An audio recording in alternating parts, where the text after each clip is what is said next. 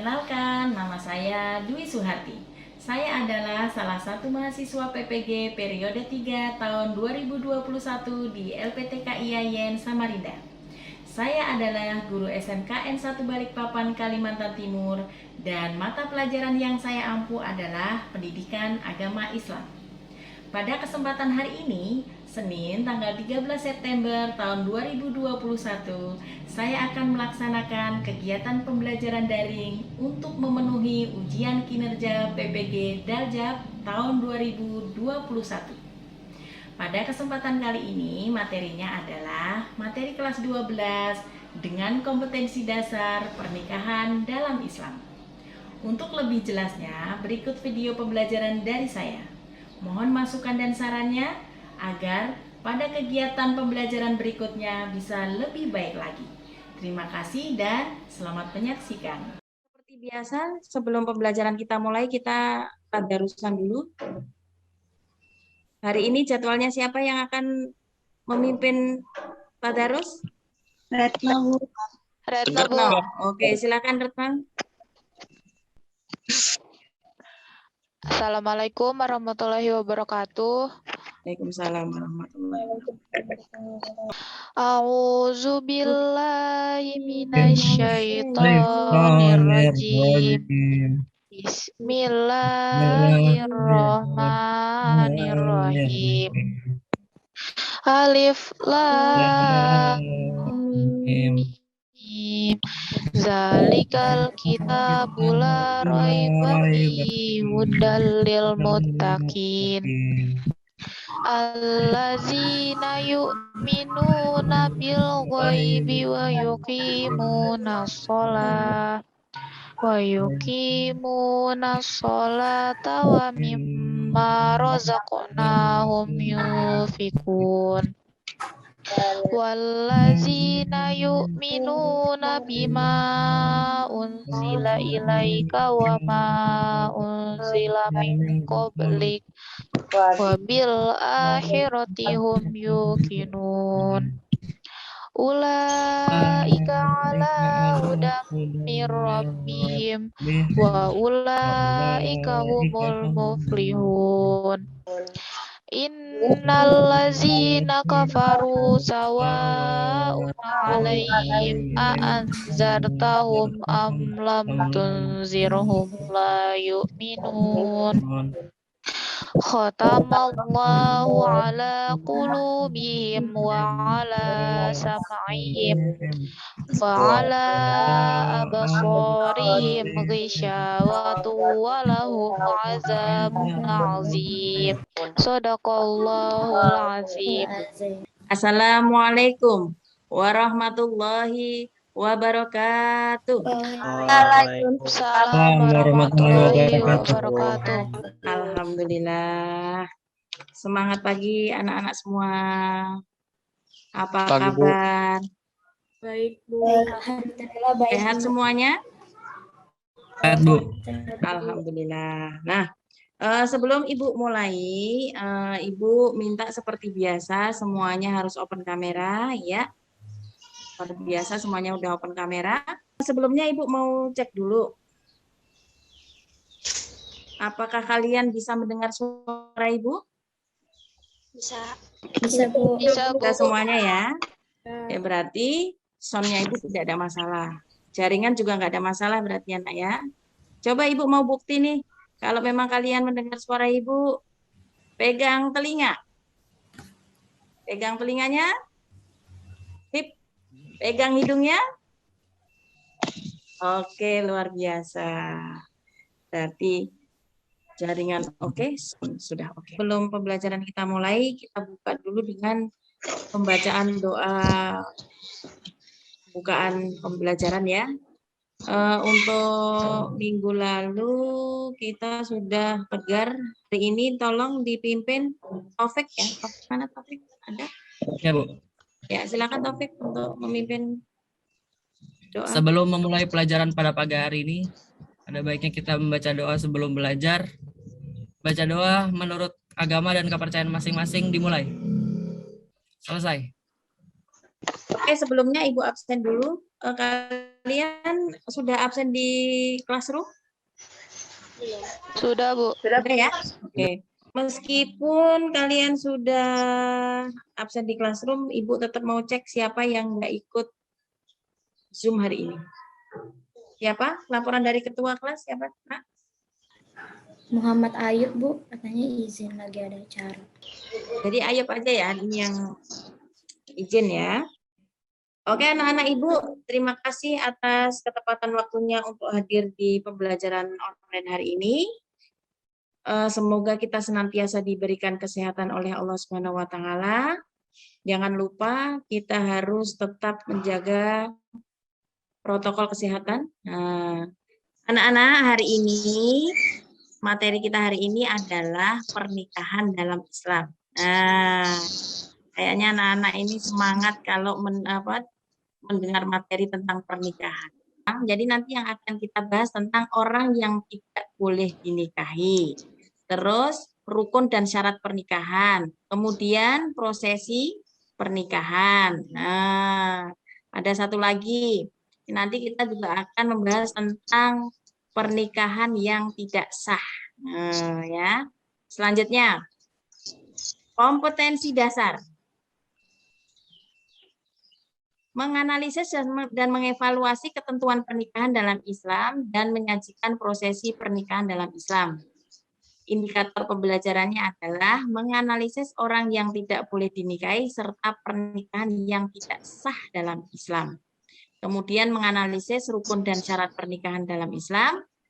Selanjutnya mendemonstrasikan prosesi pernikahan dalam Islam. Tujuan pembelajaran hari ini apa? Tujuan pembelajaran hari ini adalah melalui pembelajaran dalam jaringan dengan tema pernikahan dalam Islam diharapkan peserta didik dapat 1. Menganalisis orang yang tidak boleh dinikahi dan pernikahan yang tidak sah dalam Islam dengan tanggung jawab. Kemudian menganalisis rukun dan syarat pernikahan dalam Islam dengan tanggung jawab. Yang ketiga, mengidentifikasi prosesi pernikahan dalam Islam dengan penuh tanggung jawab. Kemudian mendemonstrasikan prosesi pernikahan dalam Islam dengan penuh komunikatif. Nah, oke. Hari ini kan hari pertemuan kedua, nak. Kemarin di pertemuan pertama kita sudah apa, nak? Belajar tentang pengertian nikah, ya, definisi pernikahan. Nikah itu apa sih? Perjanjian perkawinan antara laki-laki dan perempuan sesuai dengan ketentuan hukum dan ajaran agama. Betul. Kemudian kita juga telah mempelajari wali, tentang wali nikah. Masih ingat kan wali nikah itu apa? Iya, Bu. Kemudian makna pernikahan. Makna pernikahan apa? Pasti masih ingat. Ibu coba mau tes. Kemarin kita membahas juga tentang hukum menikah. Nah, hukum menikah itu jaiz atau mubah, artinya diperbolehkan. Dan inilah yang menjadi dasar hukum menikah. Kemudian, menikah dikatakan wajib. Nah, wajib itu apa artinya? Wajib yaitu orang ada yang yang tahu? dilakukan yaitu orang yang telah mampu atau sanggup menikah. Bila tidak menikah, khawatir ia akan terjerumus ke dalam perzinahan. Betul. Jadi, yang namanya wajib itu kalau sudah wajib nikah, kalau nggak nikah akan menimbulkan dosa. Jadi, dia harus nikah. Kalau nggak nikah nanti zina. Nah, itu hukumnya wajib. Selanjutnya. Nah, ini. Coba ada yang bisa membacakan? Apa ini? I can do it. Artinya apa? Saya tidak bisa melakukannya. Saya tidak bisa melakukan sesuatu. Nah, saya tidak bisa melakukannya. Mau menuju sukses itu ada prosesnya. Kalian awalnya merasa saya tidak bisa melakukan apa-apa. Kemudian I want to do it. Apa I want to do it? Aku ingin melakukannya. Saya ingin melakukannya. No, siap-siap nih. Kemudian how do I do it? Bagaimana saya melakukannya? Bagaimana ya saya melakukannya? Makanya berpikir nih simbolnya nih. Nah, kemudian selanjutnya apa? Aku akan mencoba melakukannya. Aku akan mencoba melakukannya. Mencoba dia, mencoba naik. Nah, sekalinya apa? Saya bisa melakukannya. Saya bisa. Nah, Setelah saya bisa, kemudian Sukses. Sukses. saya sukses, mendapatkan kesuksesan. Jadi, dari motivasi ini, artinya hidup itu harus memiliki tujuan, mau apa, bagaimana, apa yang harus dilakukan. Nah, ini semua berawal dari mimpi. Awalnya mimpi apa? Tadi awalnya nggak bisa apa-apa loh, kok bisa sukses? Ada prosesnya. Nah, jadi kalian harus punya cita-cita. Cita-cita itu tidak hanya sekedar cita-cita, tetapi juga dilakukan. Cita-cita kalau punya cita-citanya diam aja itu namanya bohong. Nah, angan-angan. Ya nak ya, jadi kalian harus semangat dalam meraih cita-cita. Karena apa? Hidup harus memiliki tujuan. Pernikahan dalam Islam. Nah, pernikahan dalam Islam. Kita nanti akan membahas tentang orang-orang yang tidak boleh dinikahi, itu siapa saja, rukun dan syarat pernikahan itu apa saja, kemudian prosesi pernikahan itu seperti apa. Nah, seperti apa pembahasannya? Di sini Ibu ada video. Ya. Kalian harus mengamati video yang Ibu putarkan. Jadi nanti kalian akan bisa mengidentifikasikan apa saja yang ada di dalam video tersebut. Saudara Gendri Vinadi Pamungkas bin Dodi Supriyadi Rusadi, saya nikahkan kawinkan engkau dengan pilihan kau kekasih engkau Anastasia Mustakandrina binti Jordan Budiono yang walinya adalah wali hakim dengan mas kawinnya berupa uang Rp1.122.018 dengan seperangkat alat sholat dibayar tunai. Saya terima nikah dan kawinnya Anastasia Mustikandina binti Jordan Lawrence Budiono dengan mas kawin seperangkat alat sholat dan mahar sebesar Rp1.122.018 dibayar tunai. Bagaimana saksi sah? Barakallahu. Oke, itu video pertama. Kemudian video kedua. Pernikahan yang dilarang dalam Islam. Menikah merupakan salah satu sunnah yang sangat dianjurkan oleh Rasulullah SAW. Namun, ternyata ada pernikahan yang dilarang dalam Islam. Berikut penjelasannya. Nikah Shighar. Jika seorang laki-laki menyerahkan anak atau saudara perempuannya untuk dinikahi oleh lelaki lain dengan syarat lelaki itu juga menyerahkan anak atau saudara perempuannya untuk ia nikahi, baik dengan mahar maupun tidak, maka praktik pernikahan itu disebut nikah Shighar. Nikah Shighar hukumnya haram. Adapun syarat pertukaran membuat pernikahan itu batal. Abu Hurairah meriwayatkan bahwa Rasulullah SAW melarang nikah Shighar. Nikah Shighar terjadi apabila seseorang mengucapkan, "Nikahlah anak perempuanmu denganku, dan akan kunikahkan anak perempuanku denganmu." Atau, "Nikahlah saudara perempuanmu denganku, maka aku akan menikahkan saudara perempuanku denganmu." Rasulullah bersabda, tidak ada nikah Shighar dalam Islam. Video ke-3. Insest adalah hubungan seksual di antara dua lawan jenis yang memiliki hubungan darah atau hubungan keluarga yang sangat dekat. Hubungan atau pernikahan sedara ini sangatlah tabu dan dilarang keras oleh dunia medis, agama, dan bahkan termasuk sebagai pelanggaran hukum di beberapa negara, menghasilkan keturunan yang cacat. Walaupun demikian, terdapat beberapa kasus insest atau hubungan sedara yang tetap dilakukan oleh sebagian orang.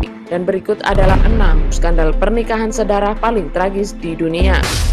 The Colt Family. Pada tahun 2013, Australia digegerkan dengan terungkapnya kasus insest keluarga besar Colt yang hidup di karavan dan gubuk-gubuk di dekat kota Sydney, New South Wales. Kasus ini terungkap berawal dari laporan warga yang sering melihat anak-anak berkeliaran ketika jam sekolah, di mana di Australia tidak menyekolahkan anak merupakan suatu kejahatan dan bisa dihukum.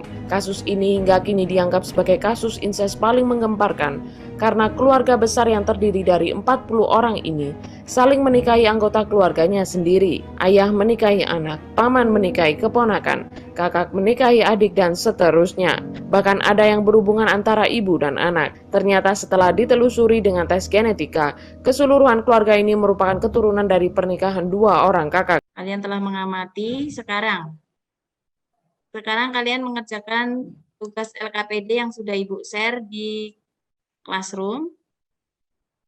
Nah, dalam kehidupan sehari-hari banyak sekali teman-teman kita yang memutuskan menikah setelah lulus sekolah.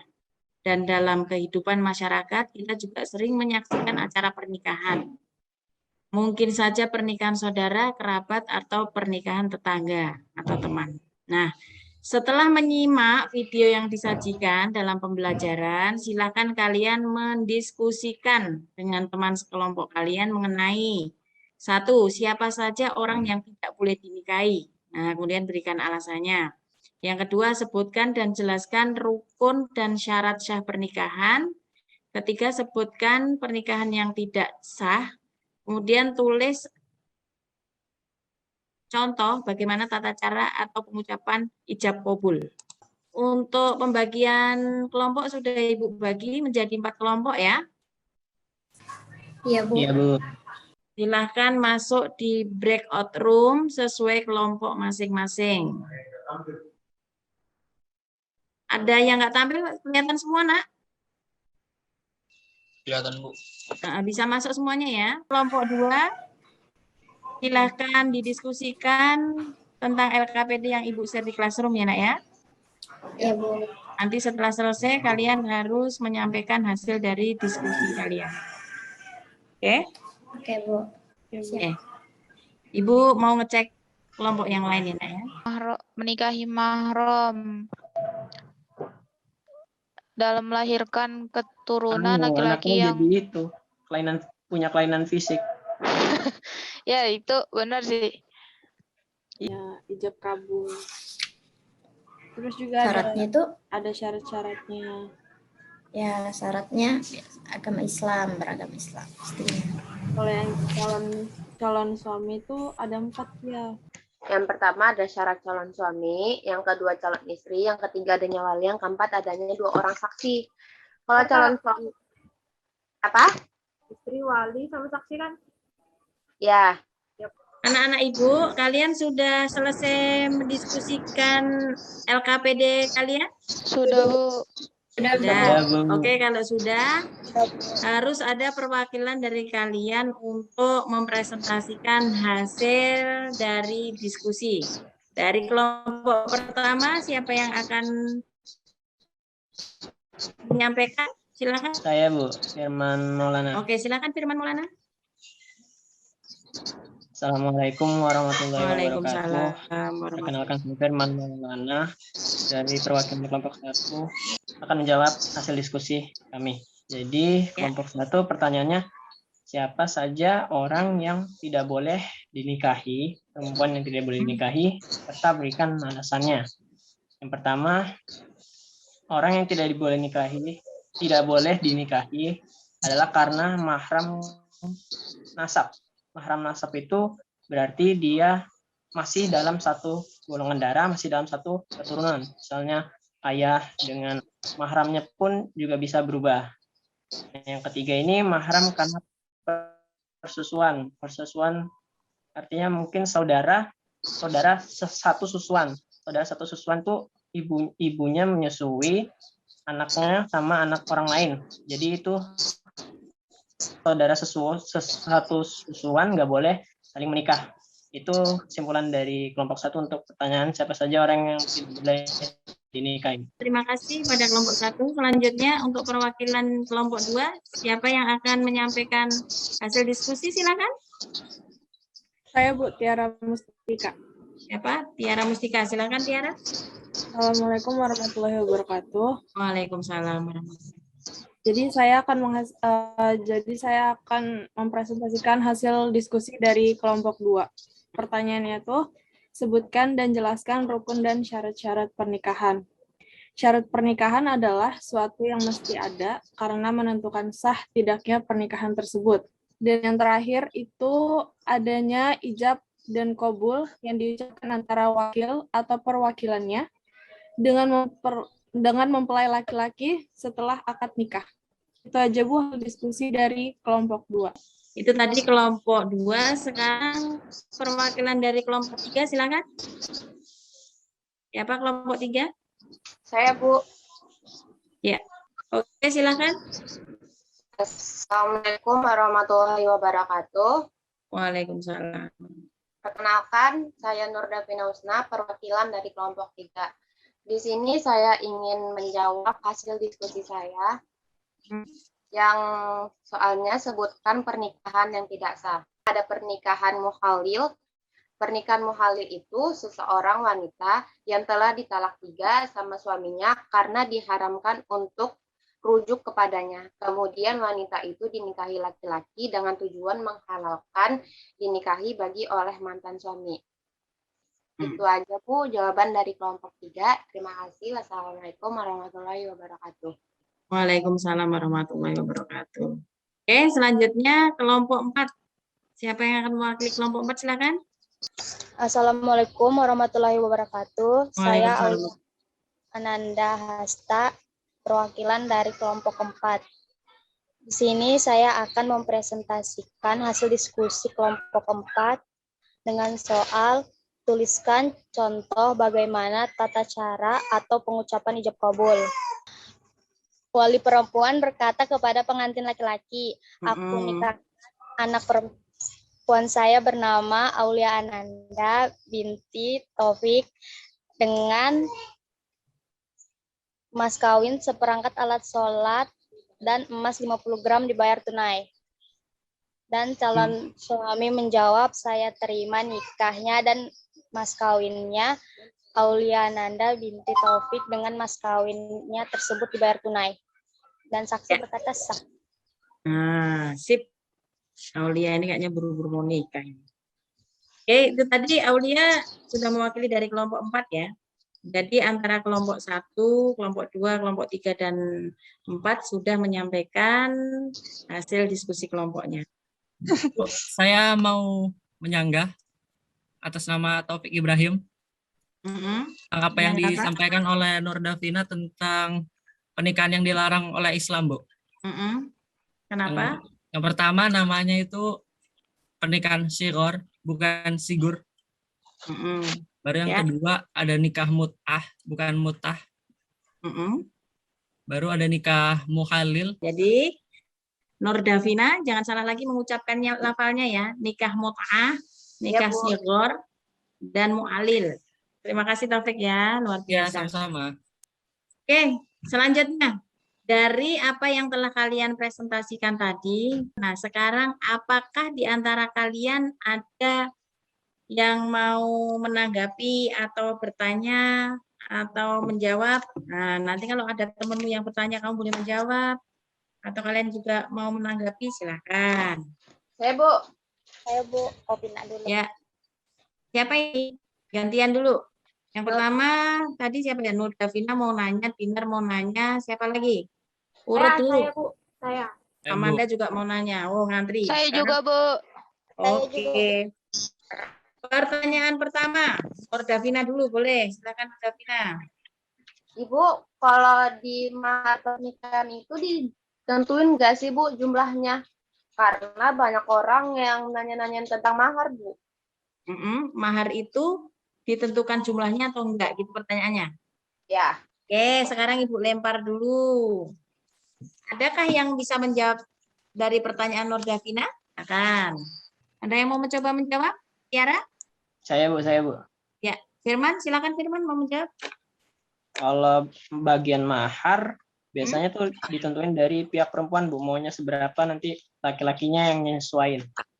Firman, bagus. Terima kasih atas jawabannya. Yang namanya mahar itu adalah pemberian. Ya, pemberian dari pengantin laki-laki atau suami kepada istri. Ya, kepada pengantin perempuan. Yang namanya pemberian itu tidak boleh menyebutkan berapa-berapanya. Ya seikhlasnya yang ngasih. Nah, mau ngasih berapa ya, monggo. Selanjutnya ada lagi yang tanya? Saya, Bu. Ya, Pak. Dinar?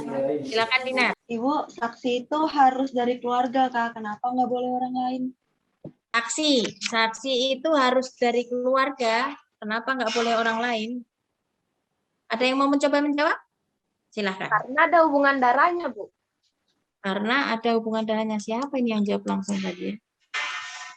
Karena ada hubungan darahnya. Kalau yang namanya saksi, tidak harus dari keluarganya, boleh orang lain.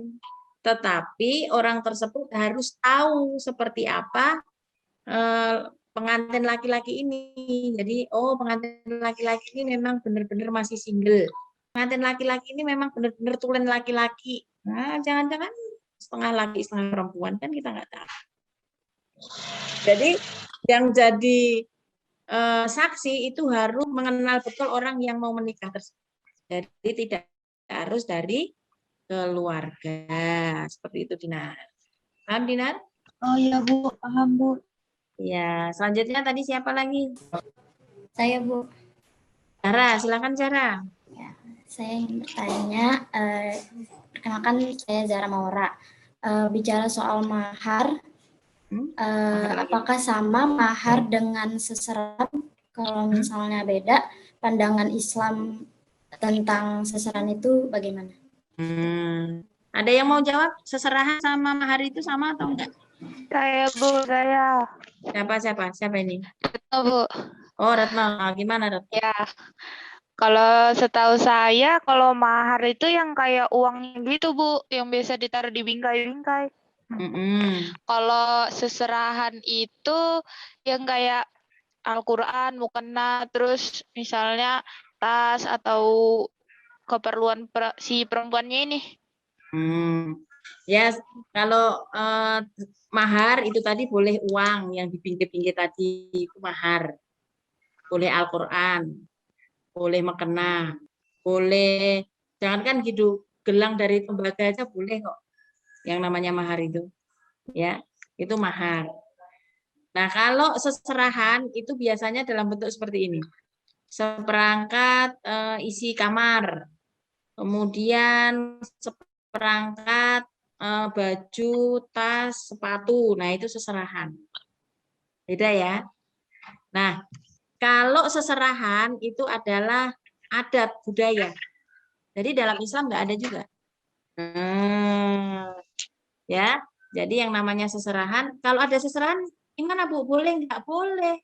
Silahkan kalau mampu. Atas kesepakatan bersama monggo, asal tidak memberatkan. Seperti itu. Paham, Retno? Iya Bu, sama tadi kan dananya itu kan dari calon suami kan. Terus kalau misalnya calon suaminya nggak ada uang gitu, tapi kayak dia ditalangin dulu sama calon istrinya tuh boleh gak Bu? Siapa yang mau jawab? Boleh Bu. Boleh. Yang penting ya pihak perempuan nggak kebebanan Bu. Jadi Retno, masalah biaya itu dalam Islam nggak harus dari pihak laki-laki, harus dari pihak perempuan. Nggak ada istilah seperti itu. Jadi kalian bicarakan baik-baik seperti apa nanya, monggo. Yang penting tidak membebankan. Gitu. Kalau mau dari pihak perempuan lebih merasa mampu ya silakan. Mau patungan separuh dari perempuan, separuh lagi dari laki-laki ya silakan. Jadi itu nggak ada ketentuannya, Retno. Ya. Ya Bu. Terima kasih Bu. Ya, kembali kasih Retno. Ada lagi pertanyaan? Ibu, berarti kalau misalnya ayah dari pihak perempuannya beda agama dari ayah pihak cowoknya nggak boleh juga ya Bu? Kalau laki-lakinya itu Muslim, perempuannya Muslim, bapaknya beda agama ya nggak masalah. Yang penting yang nikah ini yang satu keyakinan, agama. Tapi kan Bu, walinya itu kan ayahnya. Nah dia itu pasti kayak ngucapin kayak kalimat gitu nah Bu. Ya. Dan nggak sesuai dengan agamanya. Tadi kan walinya kan ayahnya Bu atau saudara laki-laki, tapi beda agama gimana Bu? Nah itu berarti alasan yang bisa diterima oleh syariat. Boleh dicarikan wali pengganti atau wali hakim. Boleh Zahra. Nah, karena apa? Karena ada alasan yang diterima oleh syariat. Tadi kalian mempresentasikan tentang orang yang tidak boleh dinikahi, yaitu mahram. Yang pertama keturunan, ibu dan seterusnya ke atas, anak perempuan dan seterusnya ke bawah, bibi baik dari bapak ataupun ibu, anak perempuan dari saudara perempuan atau laki-laki. Nah, ini nggak boleh dinikahi. Kemudian mahram karena pernikahan, ibu dari istri atau mertua itu nggak boleh dinikahi. Anak tiri bila ibunya sudah dicampuri. Jadi kalau kamu punya saudara tiri itu nggak boleh nikah. Karena apa? Bapak ibu kalian sudah bercampur. Untuk pembahasan kedua tentang rukun dan syarat menikah. Tadi sudah dibacakan, sudah dipresentasikan oleh temanmu kelompok 2. Sudah luar biasa tadi menyampaikannya, sudah pas. Calon suami itu syaratnya apa, calon istri syaratnya apa, itu tadi sudah benar semua. Oke, selanjutnya. Syarat sah pernikahan. Nah, ini ada hubungannya yang tadi ya, syarat sahnya pernikahan antara rukun dan syaratnya tadi. Akhirnya wanita yang dinikahi bukanlah wanita yang haram dinikahi. Nah, jadi wanita yang dinikahi itu bukan mahram. Kemudian syighot. Lafal pernikahan itu adalah bersifat selamanya, bukan kontrak. Selanjutnya, pernikahan yang tidak sah. Tadi sudah dijelaskan pernikahan mut'ah. Nah, ini ada beberapa ya, pernikahan mut'ah, terus pernikahan syighor tadi sudah dijelaskan. Pernikahan mukhalil. Pernikahan orang yang ihram, pernikahan yang sedang melaksanakan ihram ini nggak boleh, yang sedang haji. Kemudian pernikahan dalam masa iddah, masa menunggu. Habis cerai atau habis ditinggal suaminya meninggal, ini tunggu dulu dalam waktu tertentu. Menikahi mahram itu nggak boleh. Tadi sudah dijelaskan kenapa tidak boleh menikahi mahram, karena akibatnya itu nanti loh bisa keturunannya cacat, kemudian sakit mental dan lain sebagainya.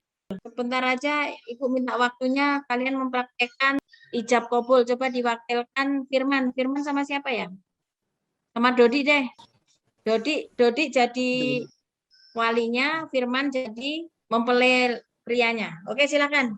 Ya, Bu ya. Ya. Dodi duluan ya, Bu. Dodi duluan ya, Bu. Ya, Dodi duluan. Dodi kan jadi wali. Silakan Dodi. Serius nih, Ibu mau dengarkan bener apa enggak? Aku nikahkan anak perempuan saya bernama Amanda Rizky binti Dodi Bahtiar dengan Firman Maulana dengan mas kawin seperangkat alat sholat dan emas 50 gram dibayar tunai. Saya terima nikahnya dan kawinnya Amanda Rizky Ramadhani binti Dodi Bahtiar dengan seperangkat alat sholat dan emas 50 Nah, itu harus diulang. Kalau ya, salah ya, harus diulang. Nah, coba. Ulang, ya, ayo. Saya terima nikahnya dan kawinnya Amanda Rizky Ramadhani binti Dodi Bahtiar dengan mas kawin seperangkat alat sholat dan emas 50 gram bayar tunai. Sah.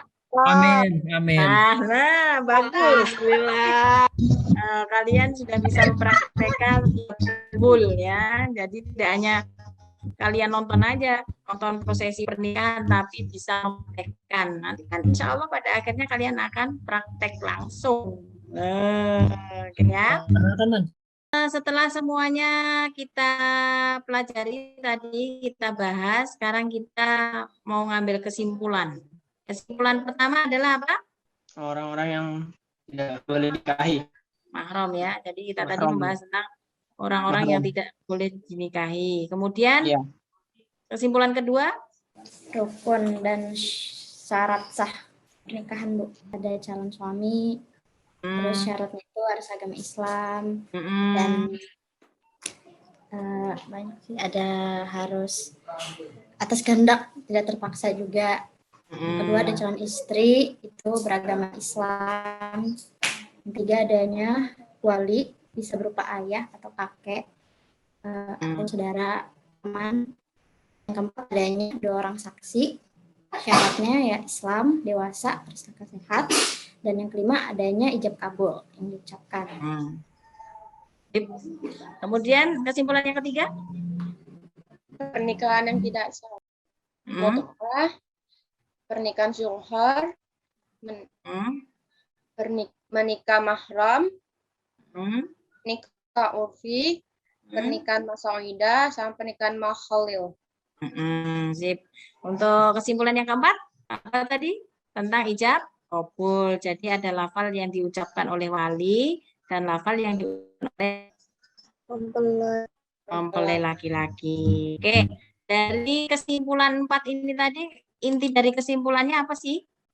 Jadi kesimpulan dari pembahasan hari ini ialah nikah itu suatu ikatan lahir batin antara seorang laki-laki dan seorang perempuan untuk hidup bersama dalam suatu rumah tangga melalui akad yang dilakukan sesuai dengan hukum syariat Islam dan juga cara halal dan suci untuk menyalurkan nafsu syahwat melalui ini selain perzinahan, pelacuran, dan hal lain yang dibenci Allah dan sangat diperlukan untuk mendapatkan ketenangan hidup, kasih sayang dan ketentraman, memelihara kesucian diri, melaksanakan tuntutan syariat. Ya. Terima kasih Aulia. Jadi kesimpulannya adalah yang namanya nikah itu awalnya haram jadi halal. Di mana yang halal itu tadi menjadi ibadah untuk menghindari zina, biar tidak terjadi perzinahan, nikah. Kemudian yang namanya nikah itu tujuannya untuk apa?